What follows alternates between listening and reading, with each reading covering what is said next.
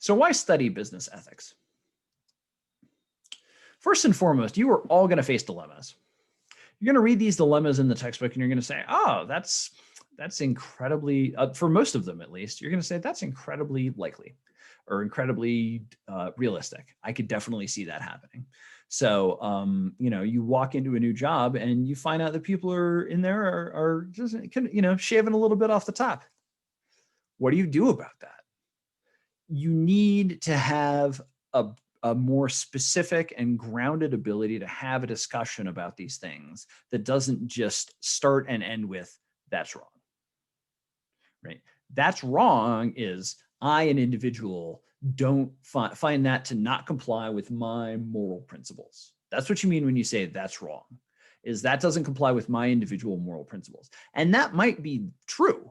That might be true, but that's not a good argument. And that's not really even especially relevant in a professional context. That is unethical. That is going to harm our reputation. That's going to harm our clients. That's going to harm our employees. Those start to sound like good. Those start to sound like good arguments because they're based in the language of professional ethics, not individual morality. Also, individual morals, they aren't enough, and they also they can be too much. So they're not enough in the sense that, like, okay, let's take number 6, thou shalt not kill. Great. I mean, I obviously killing people at the office, we can all agree that's not on the to-do list. But I'm sorry, I'm being a bit flip. I don't mean to be flip, but sure, yes, we're all on board with number 6, thou shalt not kill. But what does that mean in terms of product safety? What does, imagine I run a water treatment plant, obviously, just dumping poison right out the backside and not giving willy-nilly about who lives downstream and what animals live downstream and all that. That's obviously that's not okay. But what do we do? What do we do in terms of weighing out the values in terms of what level of risk to potential users of our water supply or people who live near the plant? What potential risk is acceptable? Is it absolutely zero risk? Is it this much risk? And how do we quantify that? And how do we weigh those trade-offs? That's it. There's a whole literature about the ethics of environmental risk and environmental degradation. So how do we do that? How do we make that trade-off? You're going to have a really complicated and sophisticated conversation around that stuff that's very specific to that industry, right? So thou shalt not kill doesn't clarify anything. It doesn't help us. It doesn't answer our question. And so you need the ability to answer that question in a way that's much more specific and is much more relevant to that industry. And in the other direction, so that's in the sense in which morals aren't enough. And then in the other direction, morals are too much in the sense that, like, let's take number 2, thou shalt not make unto thee any graven image. There are a lot of people for whom, who are deeply religious, who take that commandment very seriously and are like, no, I don't, I want no graven images of any representation of any deity. I want nothing to do with that. Great. As an individual, that's absolutely right.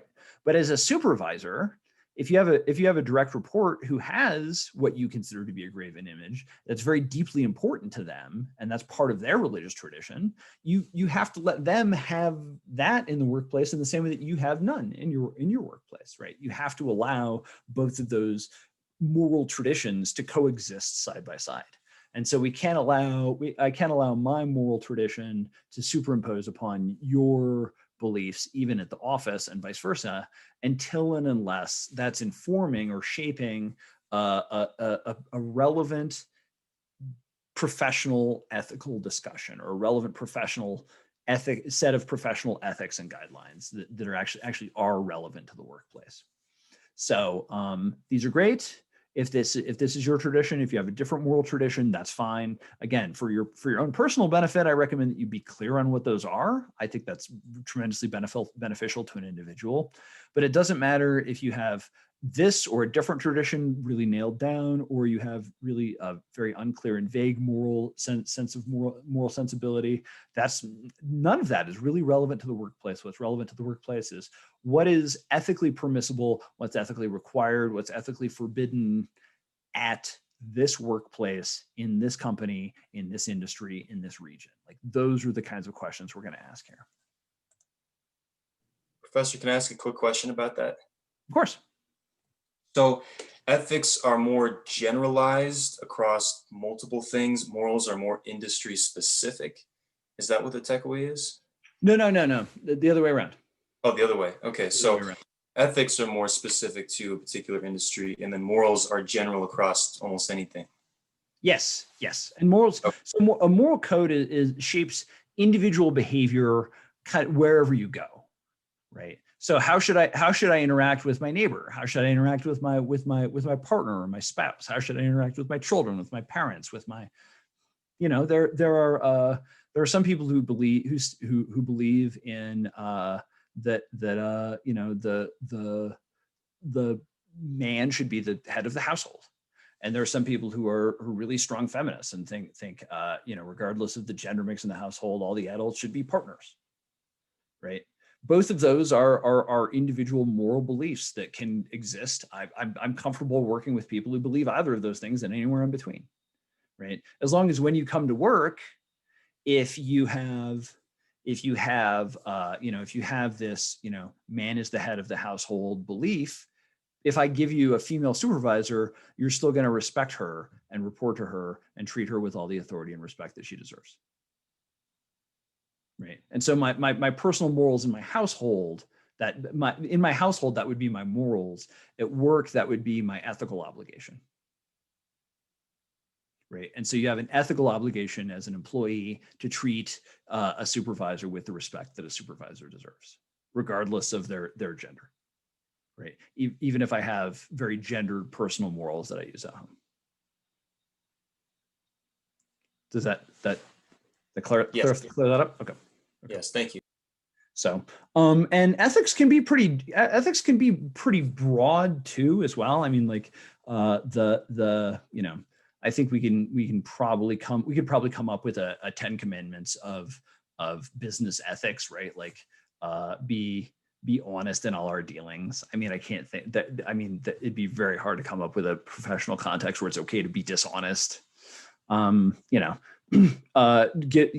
Treat everyone equitably. Give everyone the everything that they need to succeed and to be able to do well in a workplace to the best of your ability. We could probably come up with a list of ethics that are pretty generalizable across industries, but a lot of them are going to be pretty specific. So again, come back to the, can I do what's in my best interests, push someone towards something that's in my best interest versus strictly what's in their best interests. That difference plays out a lot if I'm selling them a car versus selling them financial products. And know that, by the way, when you're dealing with people who are selling you cars and financial products, like you should know which expectation they're bringing to the table.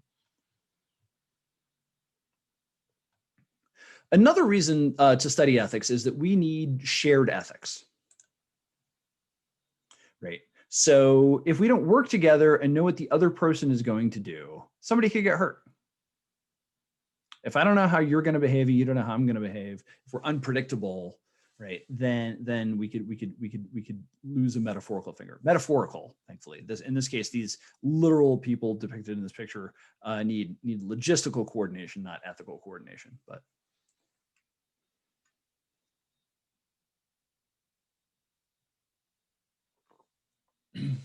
so to go back to the car and financial products example, right? If I personally like SUVs, and I know we've got the sale on minivans and the incentive structures pushing us to sell minivans, and it's your turn to get the next person to walk in the door, but I'm the first salesperson to greet them. Hey, how are you doing? Welcome to Herman Auto Sales. Let me show you to your salesperson. And on the way over, I just can't stop raving about how great our SUVs are. Right? That is not within the ethical norms and expectations of the sales floor. Right? So I actually literally one time was a salesperson and had an installer talk a customer that the installer happened to know out of an upgrade that I had sold that person on. And I was like, yes, you're right. It probably isn't worth the money, but I need that. Like I talked them into it and they bought it, and you can't talk them out of it now. Like that's not okay. So that conflict in ethical expectations creates real problems. So we have to know how everyone's going to behave so that we can work together as a team.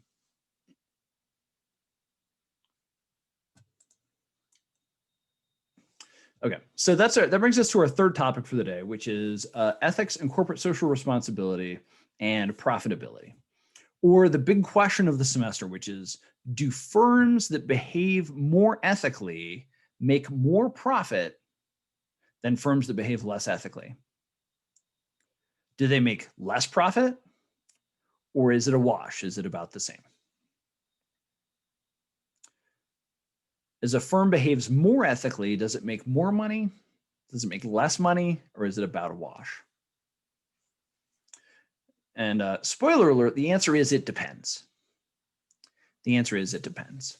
But I'm gonna talk you through some of the best arguments I have for behaving ethically, for doing well by doing good. Because I think it's important, if you know when you're going out into the world, you should certainly at a minimum make what I consider, because if behaving more ethically also makes you more money, even if it takes more investment in the short term, in the long term, if it's more profitable, I think that's a no-brainer. I think that's such an easy decision to make. And so I want you all at a minimum going out there into industry, being an advocate for the easy decision to make more money by doing the right thing when that's an easy thing to do. Not even an easy thing to do, when it's a clearly established thing to do. A brief interlude, by the way. Just make sure you note the other parts of the chapter. Here's some other things that I want to make sure that you're hammering home. And I'm going to post this slide deck online after class today. I'm also going to post the recording of the video online. So, and that'll be true for going forward as well.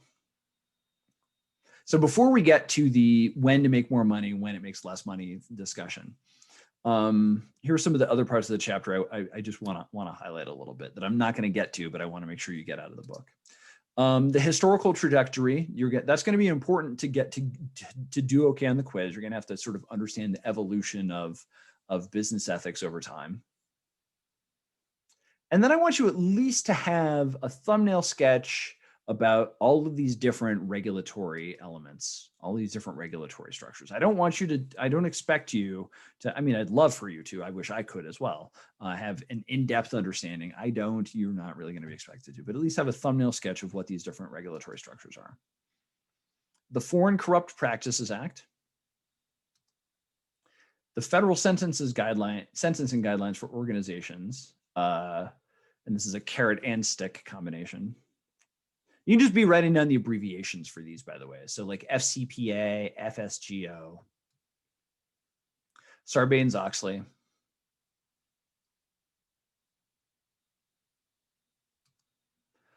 Dodd-Frank,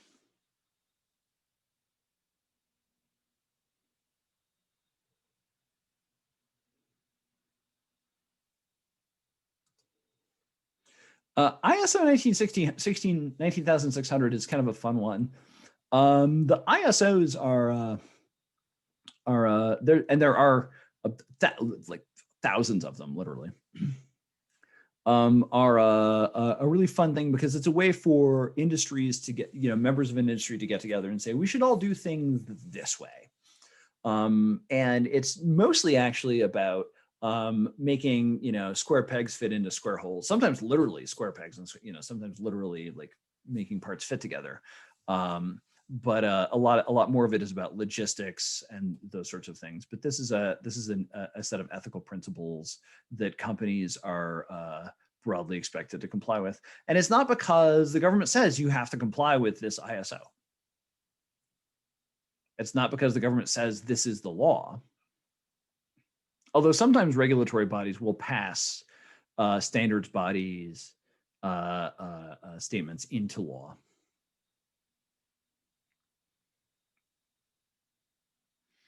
No, it's the compliance comes just because of inter-industry and intra-industry expectations. And so this is an example of where but because ethics are socially situated, socially constructed, then the social pressure of a given social context can have a big impact in terms of making those rules matter on the ground. And finally, the UN Global Compact. I think this is kind of fun. There's some fun, interesting principles in there. What it takes to get this off the ground is a little bit of a more interesting discussion. We'll talk about this in a little bit more detail, probably when we cover chapter 10. The book definitely covers a lot more in chapter 10.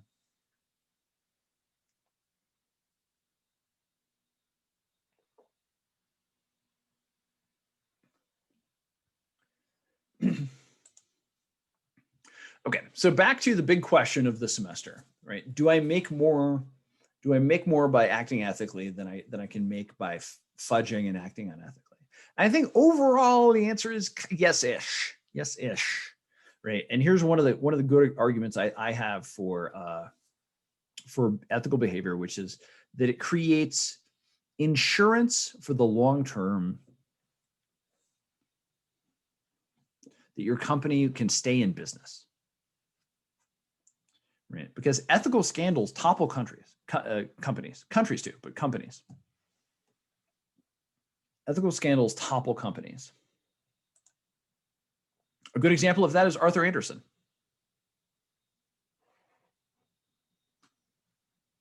Right, so I can only think of two of the big four accounting firms, right? PwC, Ernst & Young. I know there are a couple more.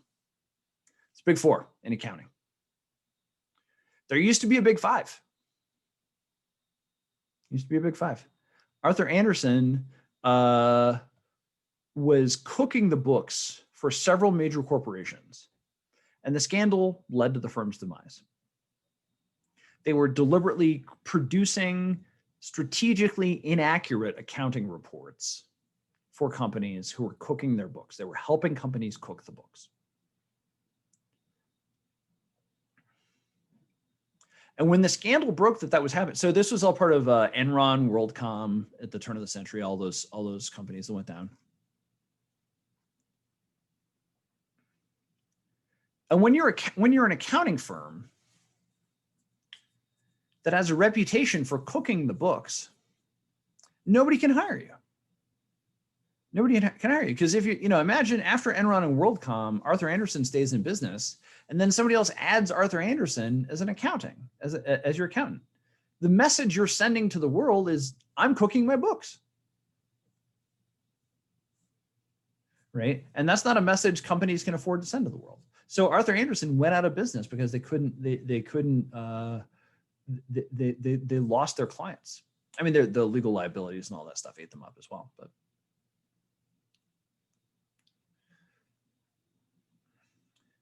So if you behave ethically as an individual within a company, as a company, then you insure against these kinds of outcomes. Now, it doesn't have to be the end of the firm for it to be a bad outcome that far outweighed whatever nickel and dime extra ethics, extra benefit you got from behaving unethically. Imagine it's just one or two clients that want you to sort of produce numbers that, while strictly true, are highly misleading. Well, as soon as you let that slide, then if the word gets out, then you're going to lose a whole bunch of clients. So you're going to lose dozens or hundreds of clients because you're trying to keep the one, trying to keep it two or three clients. So even if the company doesn't go out of business, you can still lose a lot in the long term. And so behaving ethically ensures against those sorts of catastrophic damages to your reputation. Now, this can be a hard case to make. It's hard to convince people to invest in preventing disasters. That's just how human psychology works. We have every expectation that everything's going to be okay and that the disasters aren't really that likely to happen. Right? And even when they do, and even when people do make the investments in preventing a catastrophe and the catastrophe is avoided, we still will look at that investment as having been foolish because since the catastrophe didn't happen, we'll say, oh, see, there was no big deal. And there's no better example of that than the Y2K story. In the decades leading up to the end of the century, there were a lot of you are too young to know this. So for those of you who are old enough to remember, please forgive me for recounting something you lived through. In the decades leading up to the turn of the millennium, there were millions of lines of computer code across millions of programs that had the date coded in with 2 digits. So 1994 would be 94 instead of 1994. And then what happens when 99 rolls over to 00? In some cases, nothing. In some cases, not a big deal, right? If it's your tableside alarm clock, who cares, right? But if it's your bank account, right, all of a sudden your savings account has 100 years of negative compound interest applied. That's going to sting. So all of a sudden ATMs could have stopped working. The whole financial services industry was worried about making is this going to mess up the ledgers for in all the different places that computers keep numbers, which is pretty much all the places we keep our balances now. There were worried about we're going to lose the power grid in areas. We're going to lose water supply in areas. The cops and firefighters, or their system's going to continue to work. There's all this worry about what's going to happen with Y2K.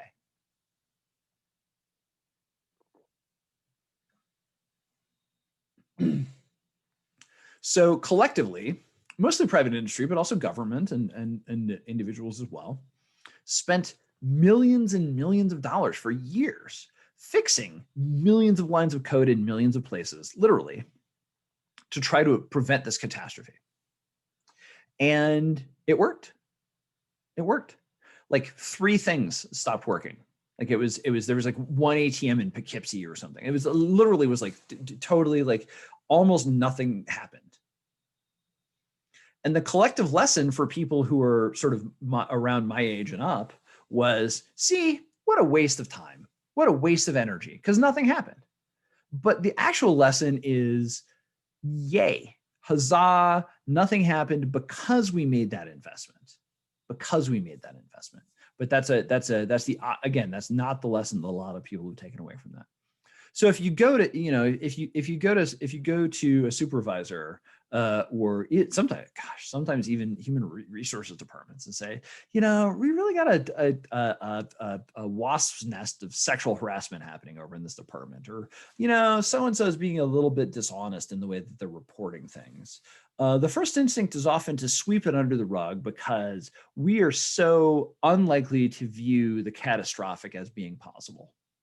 So that's a real problem with human psychology. But that doesn't have to be a problem with you. That's something you can then account for and say, hey, wait, the catastrophe could happen. What is that going to look like if it does happen? Maybe we should clean our act up. Maybe we should maybe I should find out who to talk to about this, because I don't want to be part of the next Arthur Anderson. I don't even want to be part of the next Target that has a big data breach, right? Like that, whatever you're doing that can have a preventive effect to stop that next crisis from happening is probably going to be an investment that's worth making. And it often centers around making sure that you're making the most ethical decision. Another benefit of ethical behavior on companies' behalf is that you just get better employee commitment. You just get better employee commitment, right? So this starts first and foremost, obviously, with ethical treatment of employees, right? If you have a workplace that is welcoming to everyone, that has equity for everyone, you will be amazed at how much people can really bring their full selves to the workplace, and how much commitment and how much productivity you can get out of them, right? If you're fair with everyone and equitable with everyone, again, the ethical treatment of employees, to me, is right at the top of the list of do well by doing good, do right by people, and they will do well for you. And then you're I always forget the name of the company, but the guy in Seattle who was like making $1 million a year, and he said, take that and just spread it among my employees. Everyone makes $70,000 now. That guy, his company is grown gangbusters. The PR he got from that is helping, but it's because his employees are super committed. He's gotten more value out of his employees, more additional value out of his employees than he's lost by giving them what giving them that kind of salary, because they feel treated well. They're incredibly committed. They're stuck to that office, like they're stuck to that job like glue, and they show up and he's, imagine like walking, the kind of work that would pay $35,000 for someone else, you're making $70,000. You're going to stick around. Or you could take play job quality roulette somewhere else. Where it's like, maybe they'll be nice, and maybe they'll be absolute garbage people who are just mean and backstabby. Versus this office, people are welcoming, they're fair, they're equitable. I'm going to stay here because they make me feel really comfortable. And you're going to be able to get good people, keep good people, and keep them around for longer. You'll get more work, and that means you'll make more money. Employees also want to know that the company is here for the long term.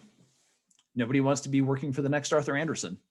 If I think you're the next Arthur Andersen, I'm gonna be on Indeed.com on work hours. I just don't care. I'm sorry. I'm trying to get out the door.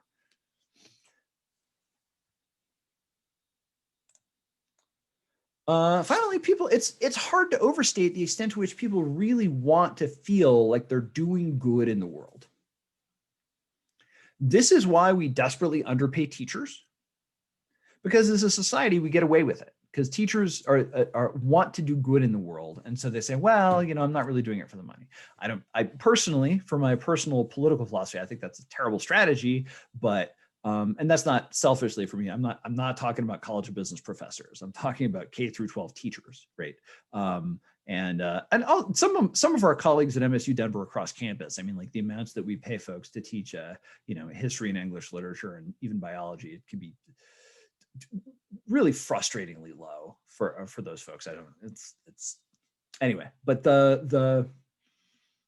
we get away with that because people are just so desperate to feel like they're doing good in the world. But it actually doesn't have to be being a school teacher, being a social worker. If people feel like they're on a good team that delivers a good product or delivers a good service that makes people's lives better, then if we're doing it honestly, we're doing it fairly, and we're doing it in a way where we can hold our head high and say, I'm doing a good thing, then people really want to feel like they can go home feeling like they did a good job, not just made money, but that they did a good thing, that they provided a service for somebody in an honest way, in a way that doesn't harm a bunch of people along the way. So the more you can make people feel like that when they go home, the more they'll want to come back the next day.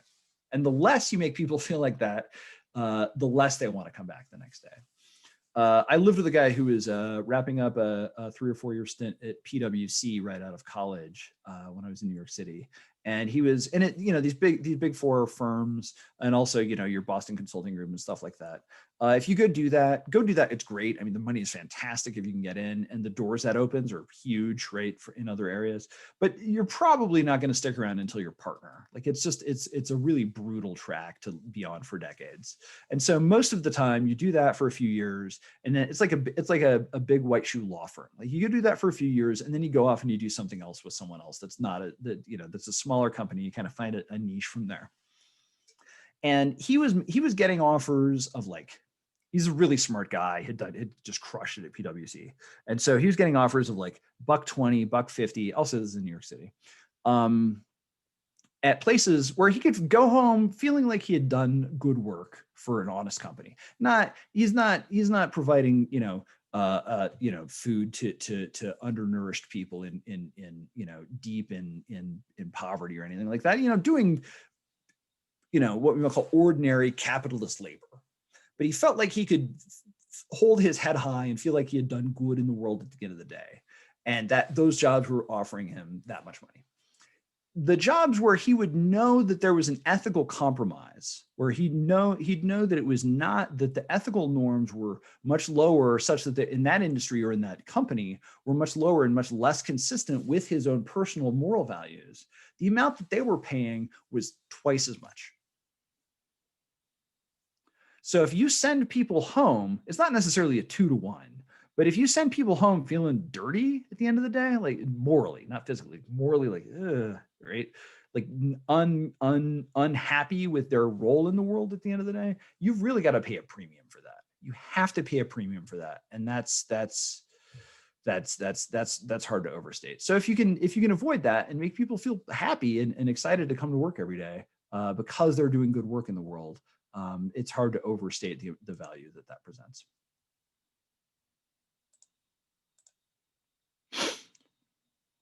There's another benefit, which is investor loyalty, right? If you're contributing to environmental harms, there are often protests, folks trying to get folks to take their investment money away from you.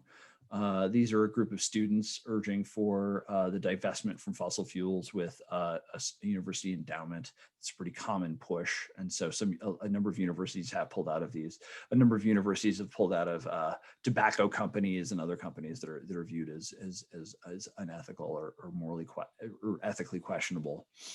And going the other direction, if you're doing, again, not necessarily, feeding the poor, but just doing, honest work in a way that isn't destructive to society, in a way that has, in a company that has high ethical norms, then there are lots of funds that are increasingly looking for that type of investment opportunity, and the number of people and even institutions that are investing in those kinds of funds continue to grow. So that's a real growth opportunity versus a sort of a dead weight pulling down on your, and it's small margins in both directions, but it's enough that it makes a difference.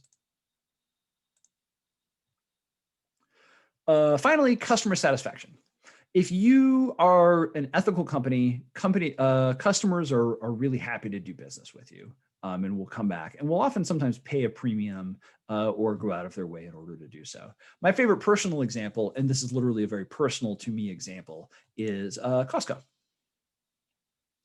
A lot of shoppers prefer Costco to, like, say, Sam's Club, because Costco is much better to their employees, right? I'm one such shopper. I specifically choose, I would drive past 3 Sam's Clubs to get to Costco because I know that Costco treats their employees really well.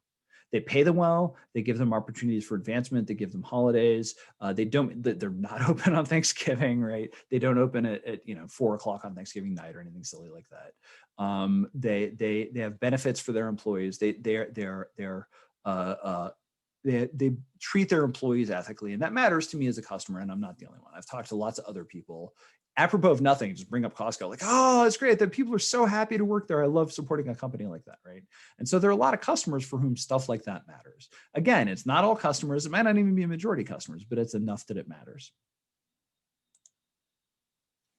So you add all of that stuff up. You prevent catastrophes, you prevent human resources disasters, you prevent public relations disasters, you prevent investor boycotts, you ensure happy employees, you prevent unhappy, litigious employee problems. You do the right thing by all these people, and all of those add to your company's long-term bottom line in little and important ways, little but important ways, I would argue. Does it matter as much as having a good marketing plan or a good product? I'm going to be honest, even as the business ethics professor, I'm going to confess the answer is probably not. But does it make it financially worthwhile to invest in ethical behavior so that you can make more money?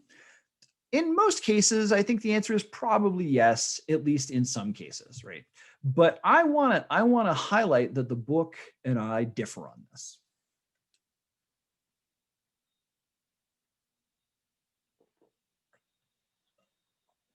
The book is very rosy. The book is very sort of, I would even say, Pollyanna-ish about the relationship between ethical behavior and profit.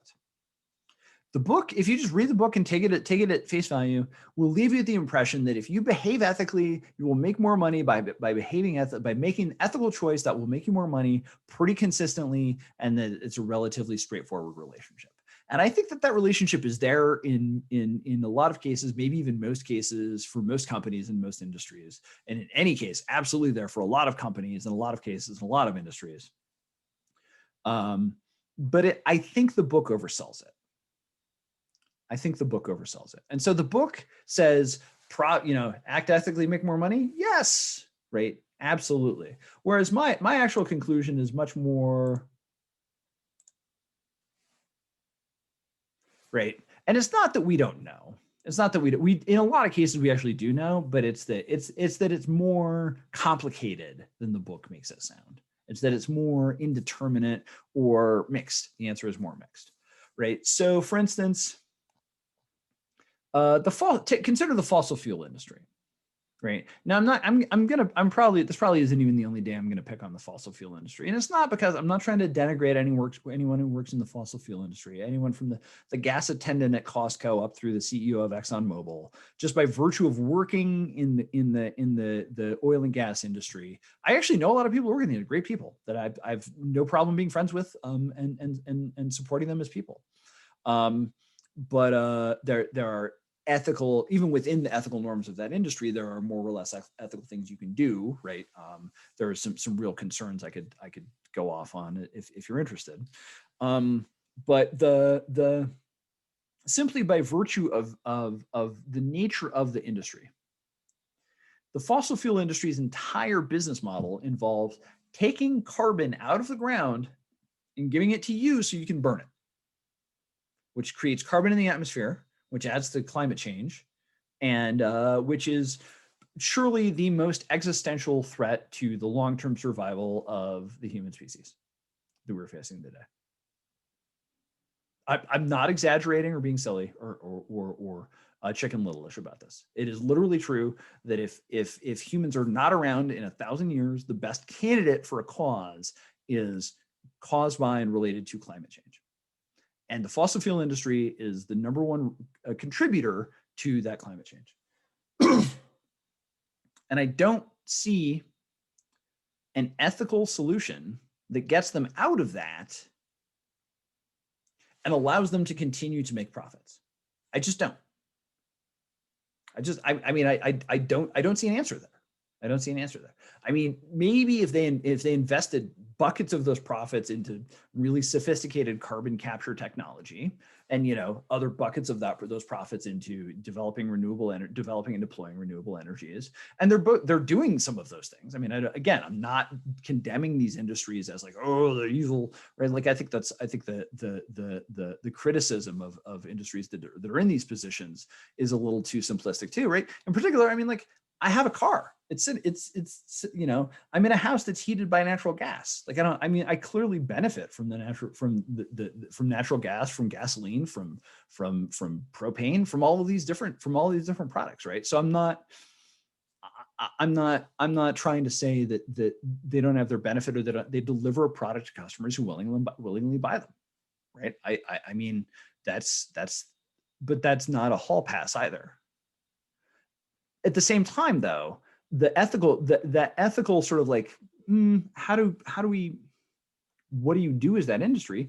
Well, it's not, shoot yourself in the foot and give up and stop making money. I don't think that's the answer either. So I just don't think that there's a good, easy answer between like, how do you own your company's responsibility to the broader world and make money that holds across all industries and across all contexts?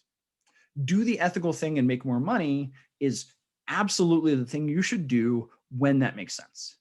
Is 1,000% the thing that you should do when that makes sense, right? And I think human resources is the top candidate for that. If you treat people well, if you treat people ethically, it will repay multiple times every dollar that you invest in that direction if you do it right, right?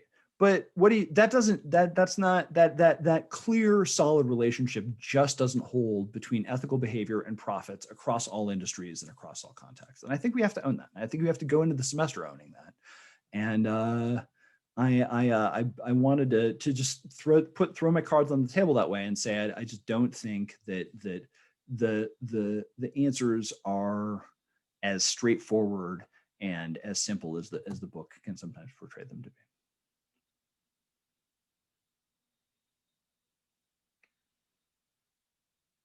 Well, that's about all I had for by way of planned lecture. I've got a few minutes left. We have a few minutes left to address any questions about the material, about the logistics of the course. Anything else I can help y'all with? For Wednesday, it's just have read the chapter so we can discuss what we talked about today, right? Yeah, so we're gonna have it. We're gonna have a discussion on Wednesday. I'm still thinking about this. If I can come up with something better, I will do this. But the Dilbert exercise on the discussion board, if you want to take a preview of that, maybe what we'll do on Wednesday. But just something like that, just a quick discussion about, or if I can come up with a way to have you talking about ethics versus morals that will actually fill the hour. I don't know. I'm trying to think about how to do that, but. Yeah, so you're gonna want to read the chapter and take the chapter quiz as soon as you can after this lecture, just because I in particular, I think that the definitions will be a lot clearer for you if you haven't read them yet, if you go that way, and then the chapter quiz will be pretty straightforward for you. For the chapter quiz, is it only one attempt? Two attempts. That's great. Thank you. Yeah. And those are on Cengage, correct? And those are on Cengage. So if you've not yet signed up for Cengage, this would be a good time to sign up at least for your free trial, and click through from the module that's the Cengage module in the class Canvas page.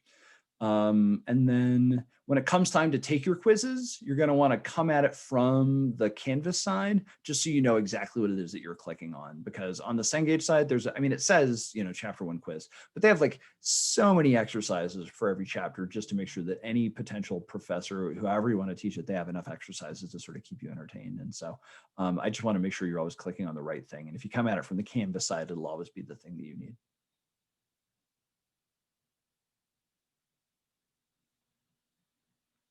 Cengage and MindTap, think of those as synonyms, by the way. That when we say Cengage, we mean MindTap and vice versa. Cengage is the company, MindTap is the platform.